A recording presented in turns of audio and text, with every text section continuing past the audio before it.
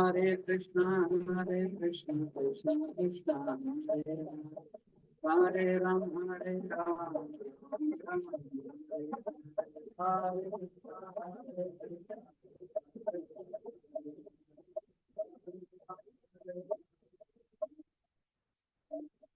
Hare Krishna, Krishna Krishna, Hare Ram, Hare Ram, Ram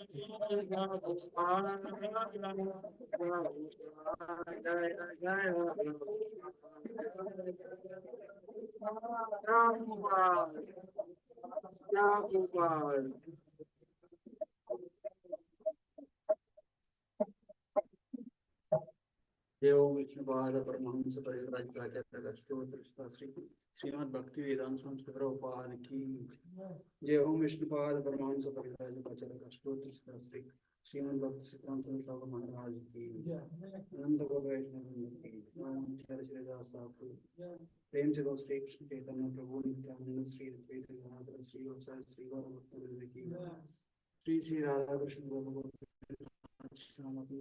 Giriraj Govardhan की प्रज्वल श्रृंगान धाम की पुरुषोत्तम क्षेत्र जगन्नाथ धाम की गंगा माई की रमन माई की देवी की तुलसी महारानी की संवेद गौर भक्त की धाय गौर रमन आल गुरु संबुलुटे आल गुरु साब गुरु श्रीवन शिवपाद की ओम वासुदेवाय ओम भगवते वासुदेवाय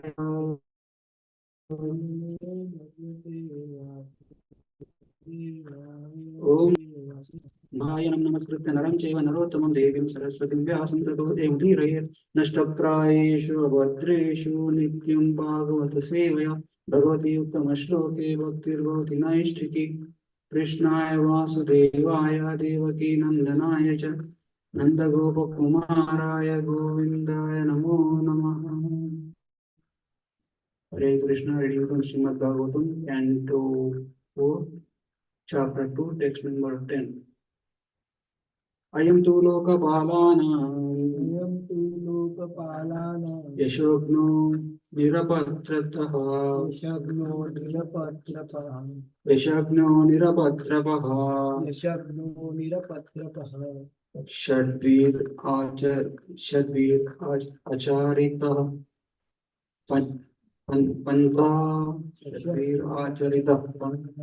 षड्वीर आचरितः पंथा षड्वीर आचरितः पंथा येन स्तब्धेन दूषितः येन शब्देन दूषितः आयं तु लोकपालानां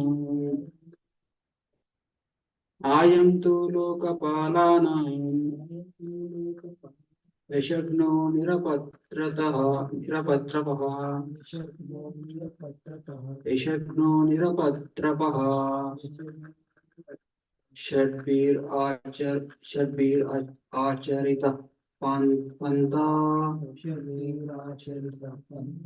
षड्वीर आचरितः पंथा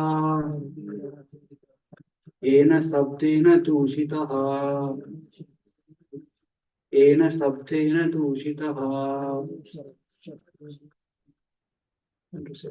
अयं तु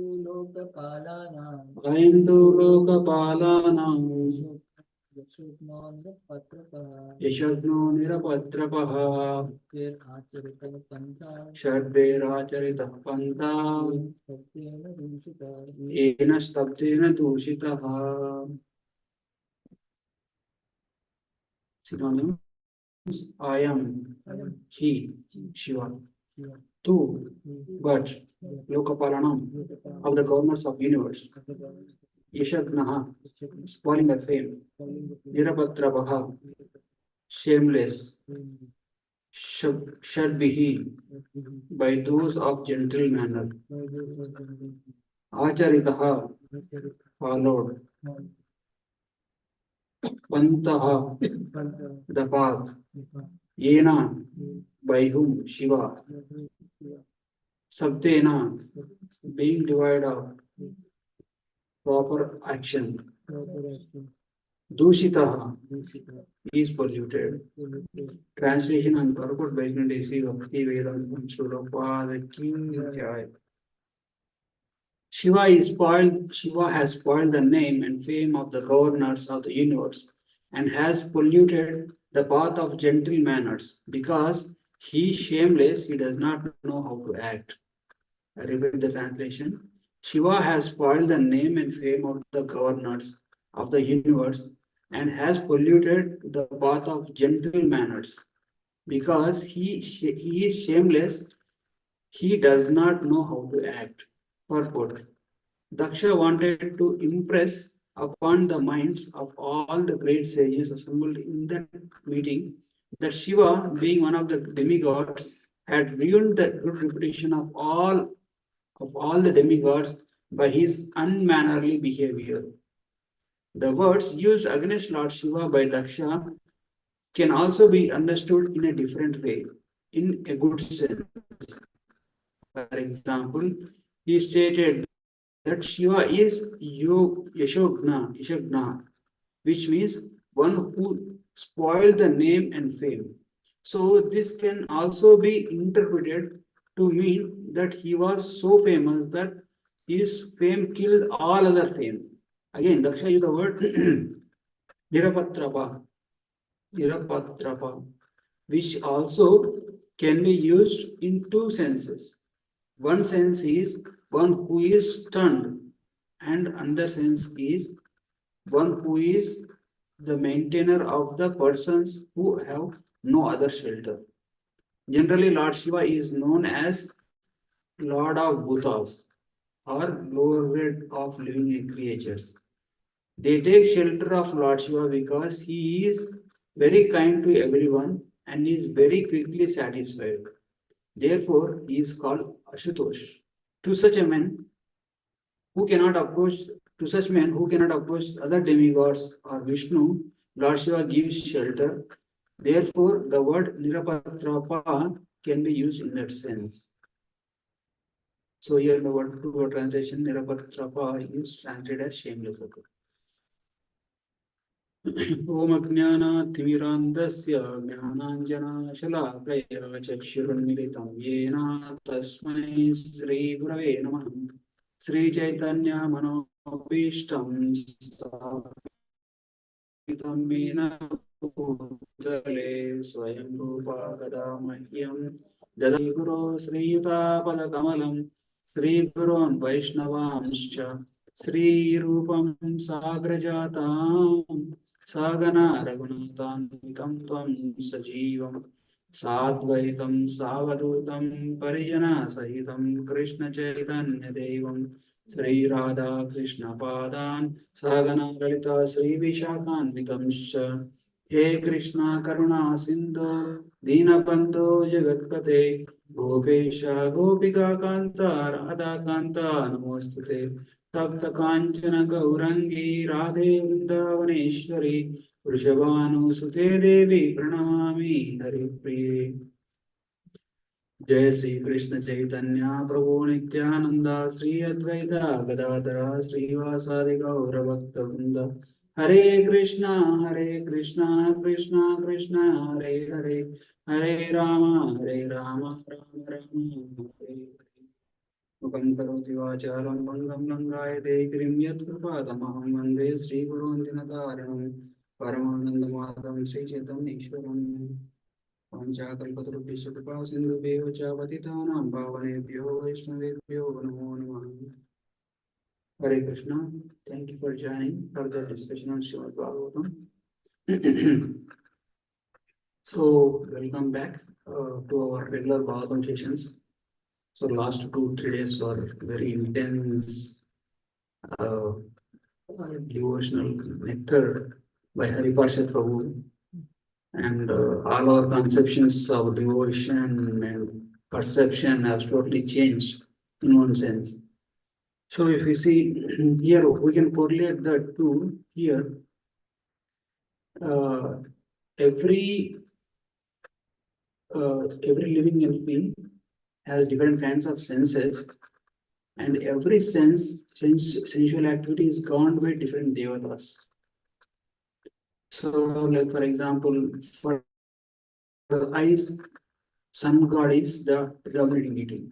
For the vak, Mother Saraswati is the predominant deity.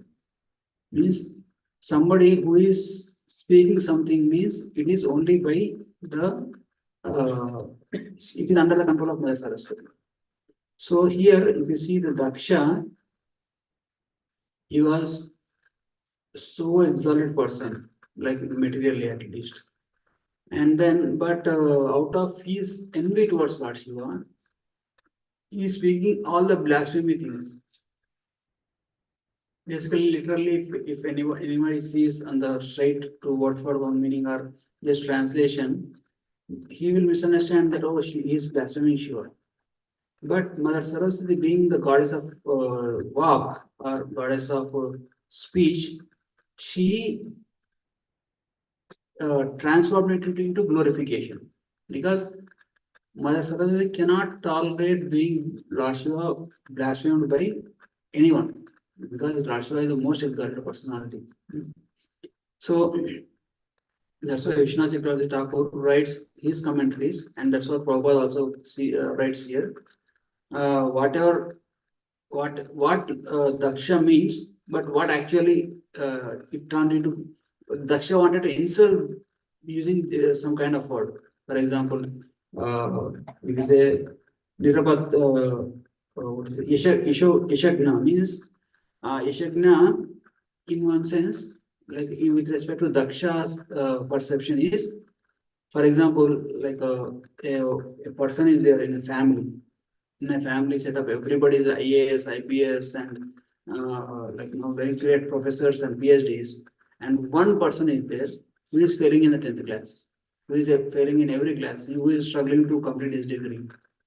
Then the father of the or anybody of the elderly house members they say, you are Yashagna, you are actually spoiling the reputation of our family.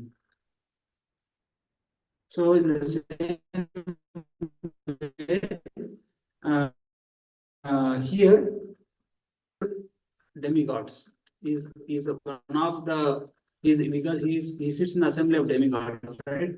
So he's thinking that he's also like our demigods only, and he is spoiling the what is the reputation or fame of demigods, because demigods are all devotees. Devotees are like means like they have to follow like all the etiquettes, all the cleanliness, and the internal externalness, Kshama, Satyam, Shocham, that is there, right? All those things, all the qualities one will be executing their day-to-day activities.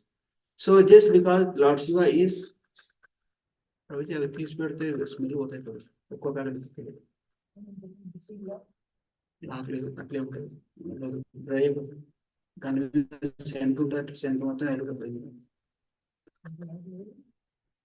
అది cab ఉంది పట్టుగా అందుకే ఒక్కో packet తీసి పెడితే ఒక్కొక్క packet తీసి పెడితే అది ప్యాకెట్ నుంచి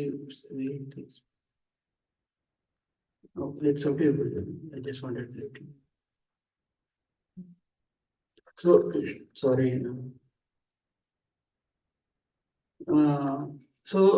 Daksha was considering Shiva as one of the, and then he was trying to say you are spoiling the reputation of all the demigods. Lord Shiva is like he's not addressing Lord Shiva, he's addressing other demigods. Because of Lord Shiva, the reputation of our demigods are going down. So, but what did Mother Saraswati transformed it to?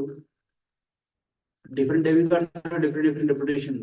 Like they are famous, they are powerful, they are controlling their jurisdiction, all those things, right? And all those fame will be like, for example, what do you call it?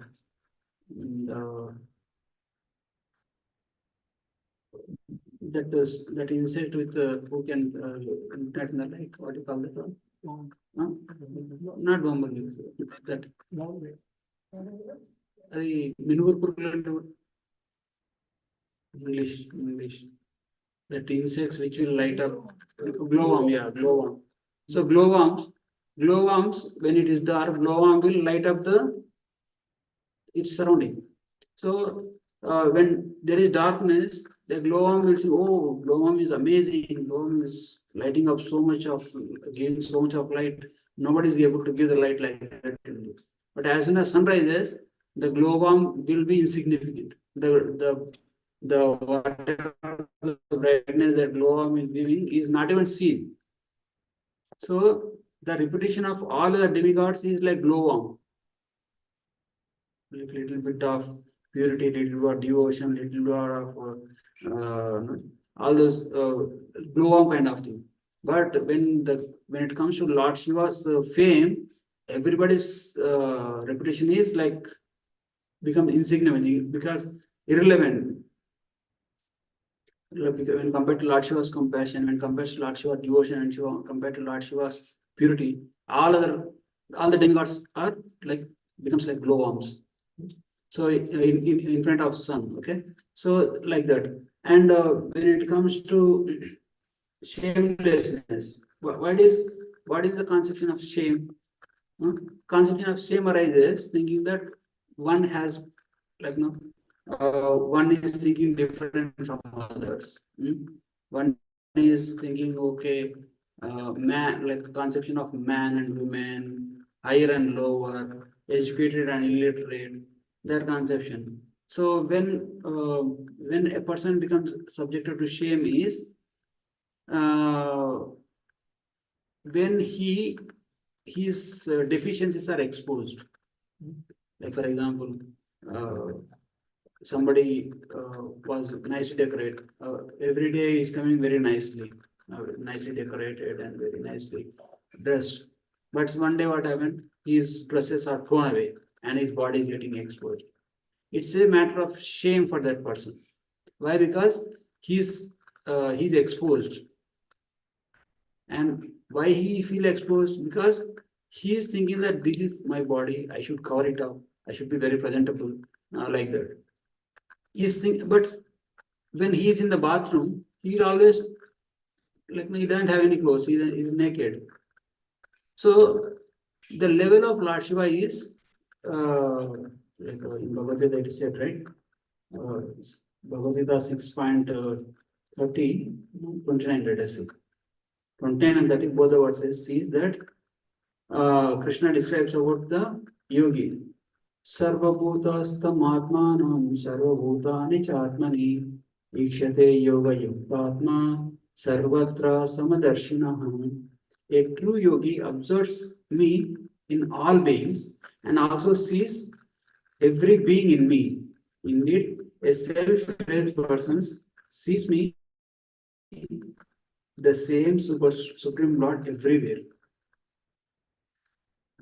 You see, that's why the Avadutas, the person who has reached the pinnacle of sadhana bhakti, they transcended the sadhana bhakti, they entered into Raganuga bhakti, or like they, not Raganuga bhakti, I should say, the Avaduta is a different type of bhakti. So they become indifferent to the material conceptions. They become indifferent to name, fame,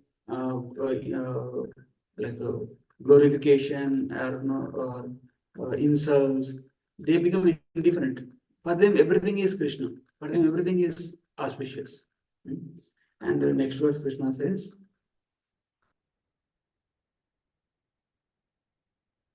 Yomam pashyati sarvatra sarvam cha mayi pashyati tasyaham na pranashyami sachamena pranashyati. For one who sees me everywhere and sees in everything in me, I am never lost, and nor is he lost to me. Means not only in every person, in everything. Everything means in waking, sleeping, in conscious, unconscious, in name, glorification, and insults. He sees everything. He sees Krishna in everything. And when it comes to Lord Shiva for him, being naked or being truthful, being like straightforward in his dealings, are is beyond the conceptions of like materialistic regulations, rules and regulations. And in that way, he is beyond the conception of shame. Means there is no conception of shame at all, because for him everything is transcendental. So the next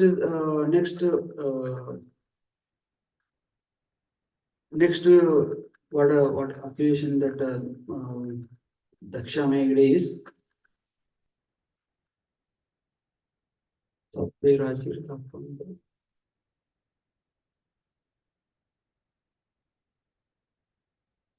being devoid of proper actions. Okay, Sabdena Vishita means, so he says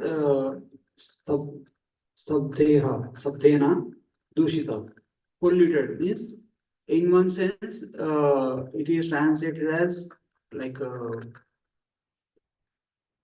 polluted or devoid of proper action. But what does Vishnu Thakur or Mother Saraswati transforms it into is somebody who gives shelter to the most polluted. Because anybody can like very nicely behave, gently behaving, very somebody with all the Vaishnava qualities. Anybody can make him a devotee. Anybody can, like coming from a nice family, well cultured, well mannered, and purity in action, purity in thoughts. That kind of person, anybody can take up and give him shelter and make him devotee.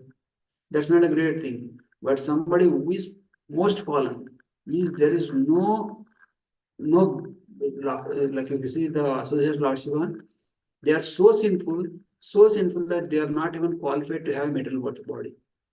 Bhutas, Pretas, Vishashas.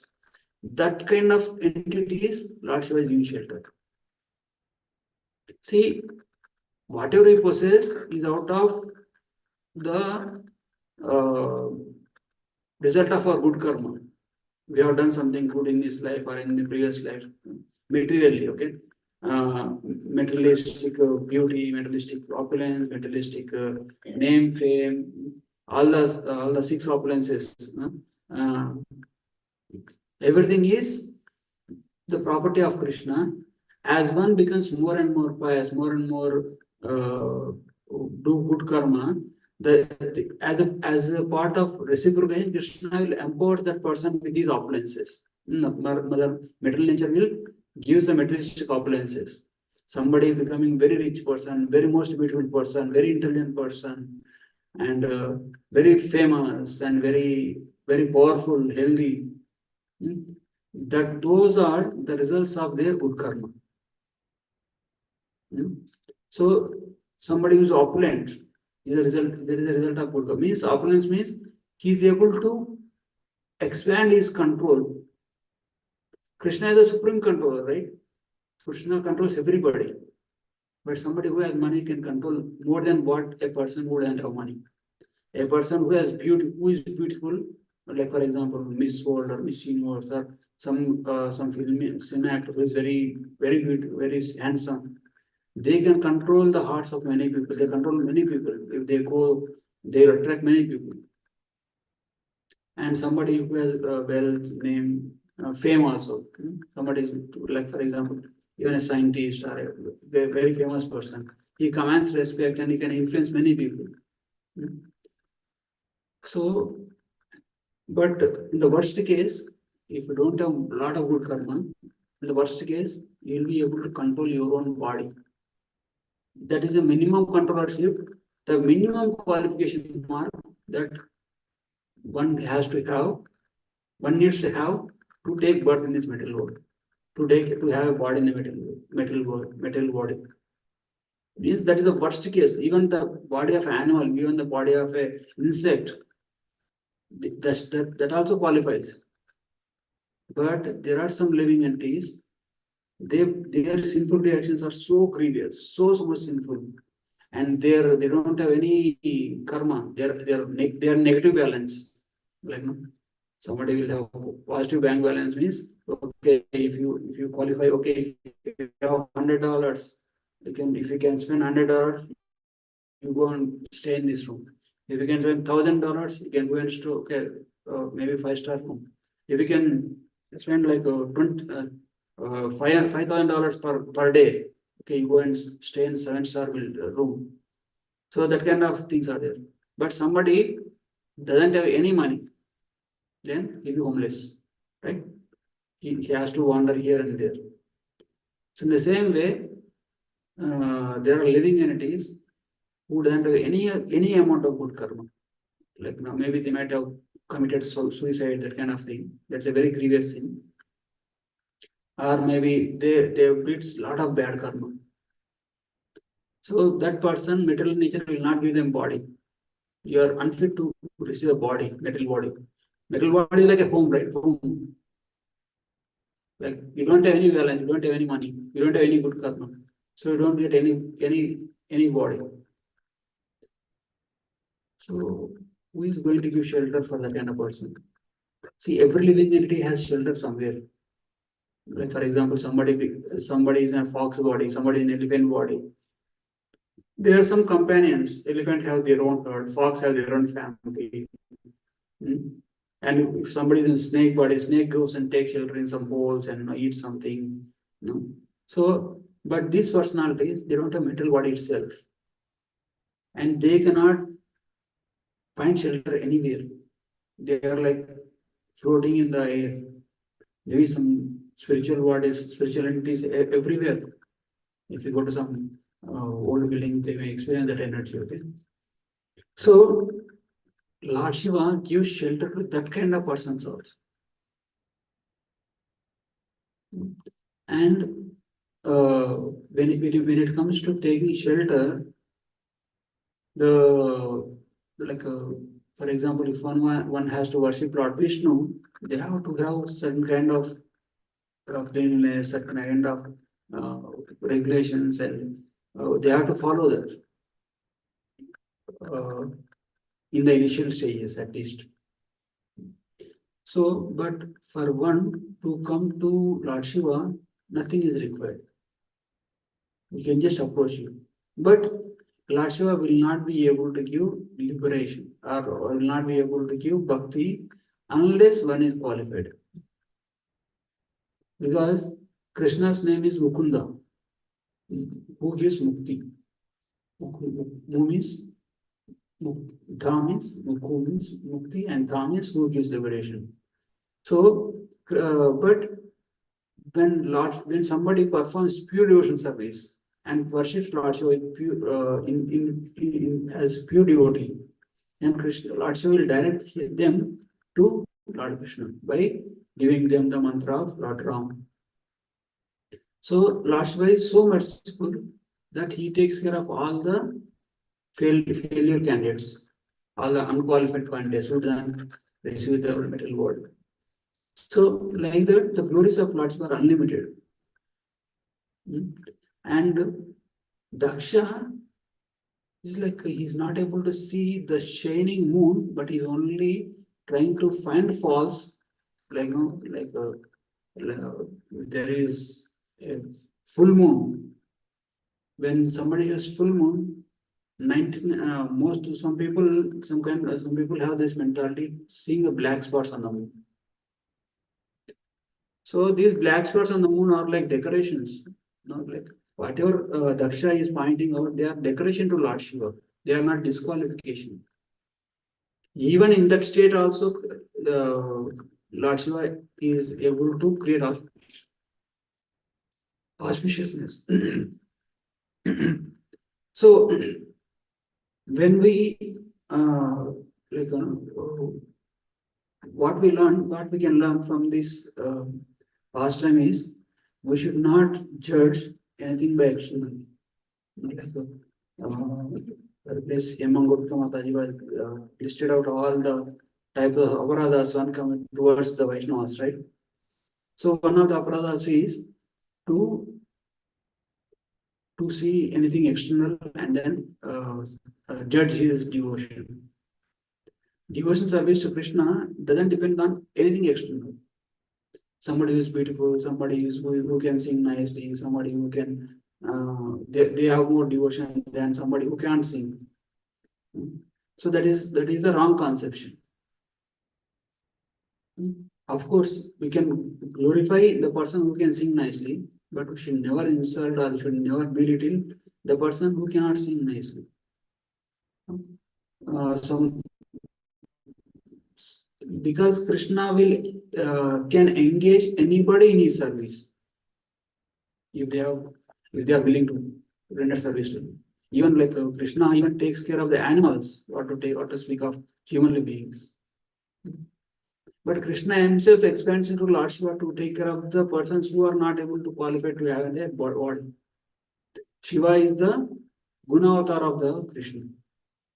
So in one sense, Shiva is also Supreme Personality of Godhead, but in different mode. So that's why when we have the consciousness of seeing Krishna in everything and everywhere in all the circumstances, and respecting all the Vaishnavas, all the living entities.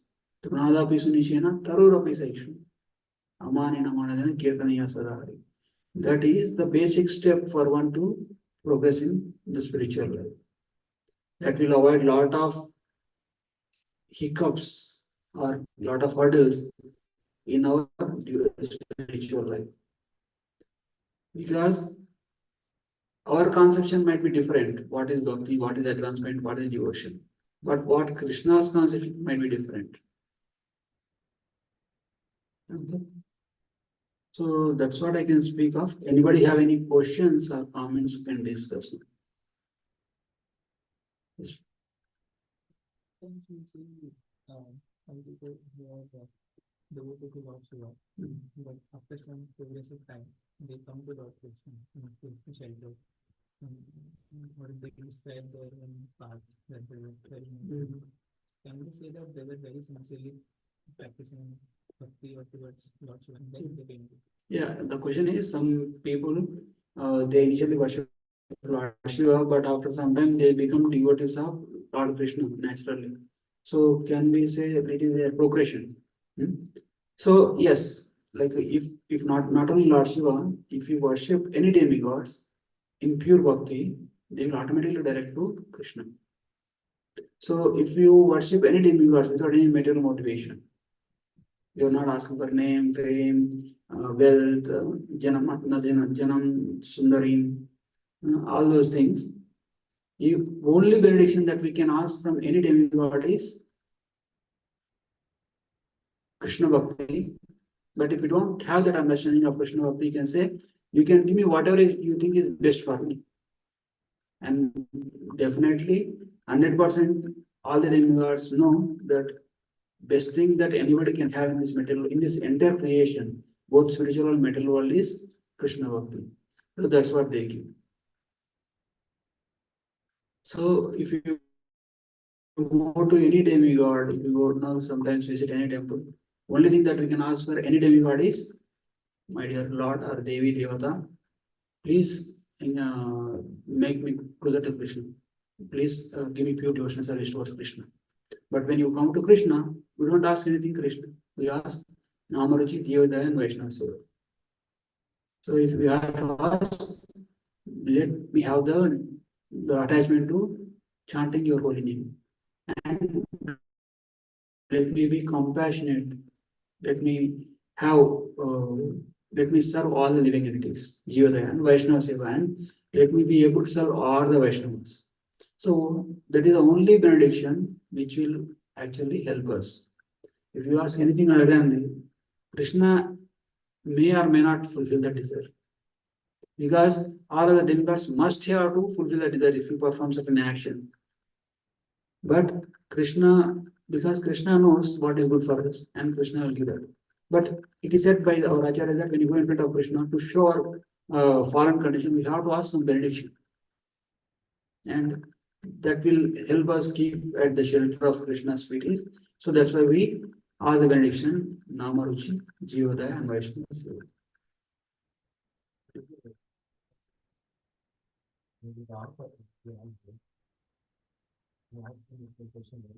Yeah.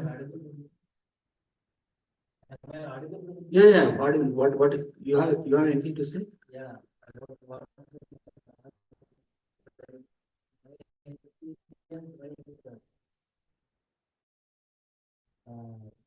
We recheck the point, we don't see the differentiation like Shiva, Krishna, something like whatever is Krishna and Krishna. Yeah. That's what I agree. After coming here. I never been to Islam before. Before coming to here. I was an ardent follower of the Lord Shiva. So, maybe I used to have some this God is this God is okay. That kind of Picture of. So now I don't see like that. Yeah, but it is good to have that understanding initial stages. But as we progress, we should understand what is the difference between Krishna and what is the difference between Krishna and Shiva, Krishna and Vishnu. So even with respect to Krishna also, devotees are attached to Krishna as in Vrindavan only. You know, it is means it is based on our attachment to our worshipable deity. See, like you heard Haripar say Prabhu's aspect. So what you are saying is somebody like being worshipper of Krishna, like worshipper of Lord Shiva. He has to for him progression is from Lord Shiva to Lord Vishnu. Somebody who is worshipping Lord Vishnu to Krishna. Somebody worshipping Lord Krishna as Dwarakadesh, or from there they have to progress to Vrindavan Krishna. So that is the progression. But as per your statement, you are saying I don't see difference between Krishna and Shiva. No, no, I'm saying I know I can understand you what you are saying, but I just want to clarify. We cannot like degradation. Degradation means okay. I used to worship Vishnu. Now I will come and worship Lord Shiva. It's not like that because even though Krishna, Vishnu, Shiva, everybody is equal, same in one sense. How they are divine and we are materialist. Jivatma, they are what do you call Vishnu Tattva and Shambhu Tattva. So we are Jiva Tattva. They are way higher than us. But when we want to make spiritual progress, when we want, for example, easy way to understand this is when a judge is there. When a judge is in the court, even when a son or grandson goes to the court, they have to address judge as your honor, and you have to maintain distance. You have to show great respect to them. But when the same judge comes home, they can play with the judge, the same person. Same person, when he is Lord Shiva, he can only worship in Dasya Rasa. When the same person, when he becomes Lord Ram, he can only worship in Dasya Rasa and Shanta Rasa and Dasya Rasa. And maybe some Sakya Rasa, some few devotees. So when it comes to Vishnu, you can only worship in very few ways you can have reciprocation with Lord of Krishna. We can very few ways we can serve Krishna. But when it comes to Nandananda Krishna, Vrindavan, he is so much like it is like he becomes so much close to his devotees. That's why Krishna is called Bhakta Vatsala. Means he is so dear to his devotees. He becomes so friendly. Sometimes Prabhu says, right, like sometimes they chew something and then they take from their mouth and put in Krishna's mouth, and Krishna eats it. That's the love of Rajavasa Vrindavan.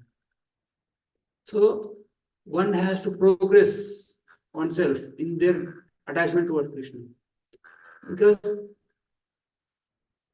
like just think, how do you like our father to be? Our father to be strict, you just disciplining, and you have, for example, in the Islam and Christianity also, God means judging. You did wrong, you did right. You go to hell, you go to heaven. Only that is their conception. Do you want a father like that? Okay, if you do good thing, you give chocolate. If you do bad thing, you give a slap. Only two things. God means only either reward you or punish you. That's it for Christianity and Islam. From that level, you come to the Shiva Tattva, where you are worshipping the glorifying and. But in one sense, nobody can be a devotee of Shiva, because Shiva is the least possessor of material things. He doesn't have a home, he doesn't have wear properly, he doesn't care about anything about externals. If you want to be a follower of that person, you have to be lower than that person. If you want to be devotee of that person. Nobody can be lower than a person, Lord Shiva. You have home, right? You have car, you have dress, and you are worshipful, it doesn't have anything. How can you be devotee of Lord Shiva? You are saying I am a devotee, I am a follower, I am begging for the mercy of Lord Shiva. Means Lord Shiva doesn't have those, but means like if you wanted to devotedly follow Lord Shiva, but in one sense, Lord Shiva gives all the material things to anybody who asks for, but he himself doesn't put any material possessions. You understand, right? That is a transition. It will need some training. Okay, so I don't mean to say like okay, you can be devotee of Lord Shiva, but the progression you're able to correlate, right? The more you become attached to Krishna, the more uh, spiritually we are advancing. Yes. How can we see Lord Jagannath? Like how can we like in what way he is see him as well? we say that we are the most merciful. Yeah, like No, is there any rasa or it's just like yeah, they are different. Is Jagannath ji is also Krishna, right? You can consider Jagannath ji also Krishna, but he is Dwarkadish Krishna. And Jagannath ji, the form of Jagannath ji is Krishna coming back to Vrindavan. So in one sense, he is worshipable for the Brajavasis also. So we are all followers of the footsteps of gopis. Gopi Bhartar Padam Dasa Dasam Dasa. So we follow the footsteps of gopis. So in their footsteps we can worship Jagannath, because Jagannath ji means Krishna coming from Dwaraka to Vrindavan.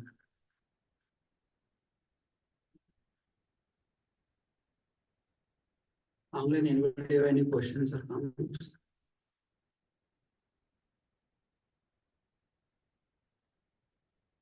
Okay, we'll end here. Tantra Srimad Bhagavatam ki Jai, Sri Prabhupada ki Jai, Put away.